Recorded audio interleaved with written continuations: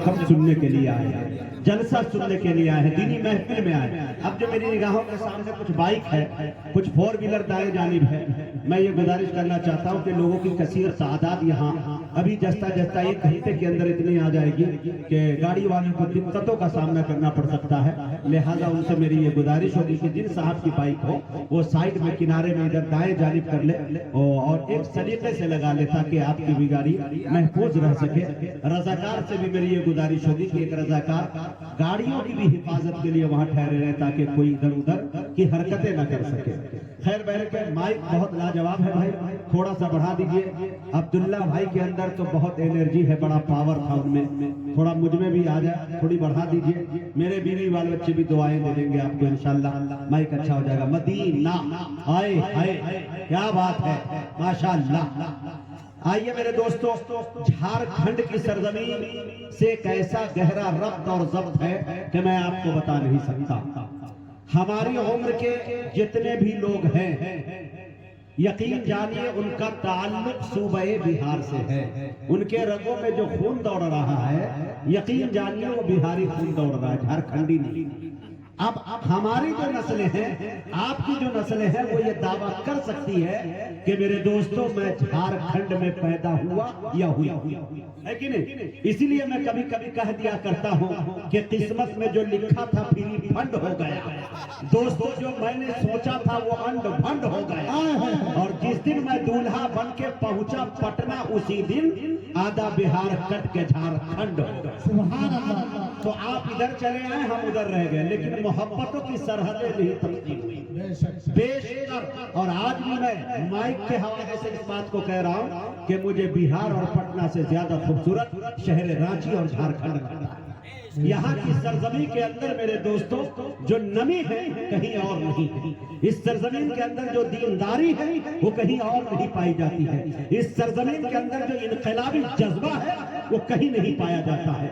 मेरे दोस्तों मुल्क हिंदुस्तान के अंदर अगर सबसे पहले मुल्क हिंदुस्तान की असली जमीन का कोई हकदार है तो वो सरजमीन झारखंड है, मुल्क भारत का कोई हिस्सा नहीं।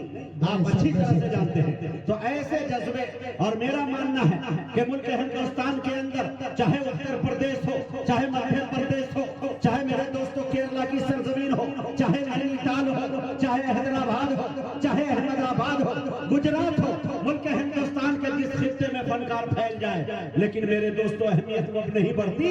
अहमियत तो वो हो जाती है कि जो झारखंड की सरजमीन पे वहां के लोगों के दिलों पे जो कब्जा कर लिया, समझ लीजिए कि पूरी दुनिया उसे पलकों पे बिठा ले। ये है झारखंड मियां, ये है जामताड़ा।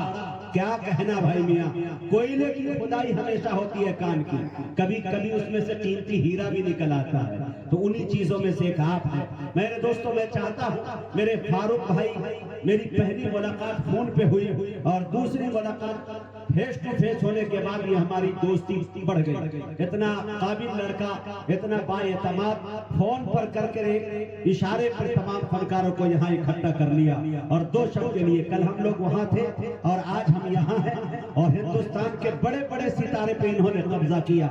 दिल खैराबादी साहब को इन्होंने अपना लिया, जनाब अब्दुल्ला सालिम को 2 दिन के लिए किडनैप कर लिया और रिमांड पर मुजाहिद हसनैन हबीबी को भी ले लिया और साथ ही साथ शमशेर जहान गंजवी को भी ले लिया। अब अंदाजा लगा सकते हैं इस फारूक भाई का।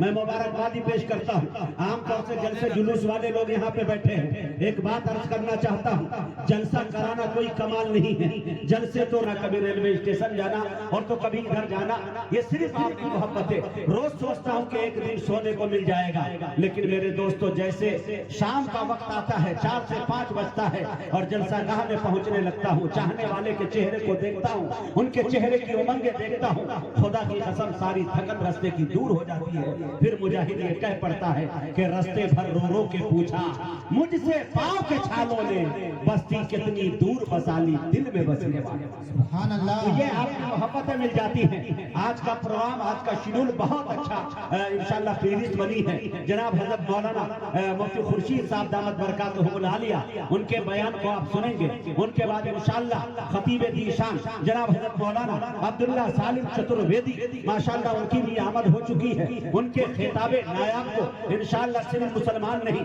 बल्कि बिरादराने वतन यानी हिंदू भाई भी इंशाल्लाह रामायण, गीता, बाइबल, अथर्ववेद, ऋग्वेद वगैरह की इबारतों के साथ वो आपको समझाते हुए नजर आएंगे। इंशाल्लाह आप तहम्मुल करें, थोड़ा बर्दाश्त करें और इंशाल्लाह थोड़ा वेट करें, इंशाल्लाह वो आपके करीब आएंगे। मेरे दोस्तों, मुल्क हिंदुस्तान में कई लहजे हैं शायरी इंडस्ट्री के अंदर, सबके अंदर अल्लाह तबारक व तआला की सबसे बड़ी खूबी यह है कि किसी को एक चीज अता करता है तो वो दूसरे को अता नहीं करता, जो दूसरे को अता करता है वो तीसरे को अता नहीं करता। खुदा की खुदाई तो यही है मेरे दोस्तों।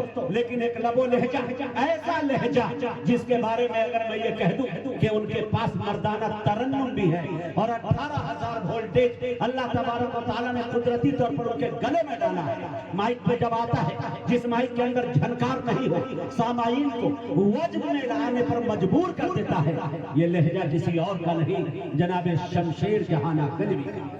झारखंड, बिहार, उड़ीसा के अंदर बहुत तेजी के साथ मकबूलियत हासिल कर चुका ये शायर।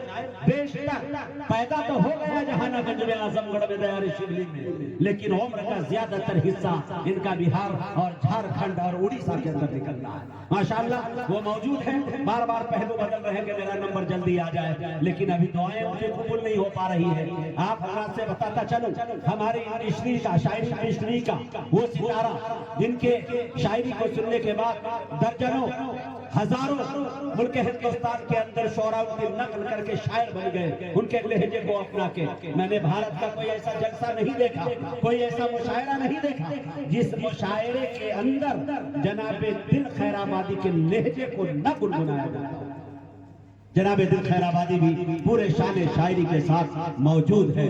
और उसी के साथ साथ मेरे दोस्तों, जमीन का फर्क होता है। कुछ जमीनें ऐसी है जो बबूल पैदा करती है, कुछ जमीनें ऐसी है जो जाफरान पैदा करती है। बिहार में सीतामढ़ी वो सरजमीन है जो भगवान पैदा करती है। उस सरजमीन की जब आप अच्छी से खुदाई करेंगे तो मेरे दोस्तों, आपका खादिम मुजाहिद हसनैन हबीबी वहीं से आता है, आपकी अदालतों में हाजिर है।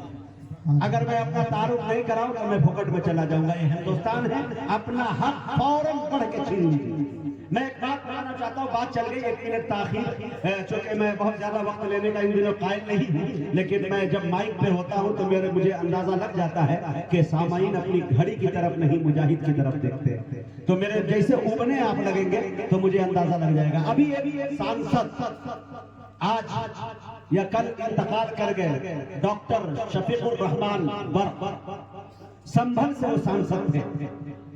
ऐवान गालिब के अंदर कुछ दिन पहले, 6-7 महीने पहले मिस्र से कारी आए थे और कारी शेख अब्दुल नासिर अल हरक उनकी आमद हुई। हिंदुस्तान में 15 जगह उनका मुशायरा, मुजाहिरा क़िरत व नातिया मुशायरा 15 जगह मैंने निजामत करने का मुझे मौका मिला और हरक के साथ मैंने सफर किया।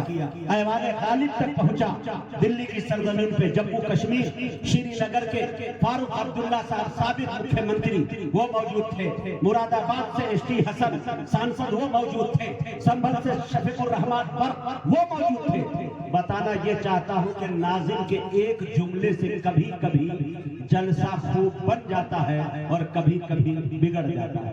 ये एक फन है और बहुत बारीकी फन है। इसमें बहुत सोच समझकर इससे खेलना पड़ता है और खेलने के साथ साथ सामाईन को भी खिलवाना पड़ता है। लेकिन तहजीब में रहते हुए तहजीब और तमद्दुन का दामन नहीं छूटना चाहिए। तो वहां तमाम बड़े बड़े लोग, मिनिस्टर लोग बैठे थे। निजामत मेरी थी, जो शायर जाता बेचारे चुपके से अदब के दायरे में, ऐसा लग रहा था कि उसको AK-47 से उड़ा दिया जाएगा। जिसको 6 शेर पढ़ना 2 ही शेर पढ़ के बैठ जाते।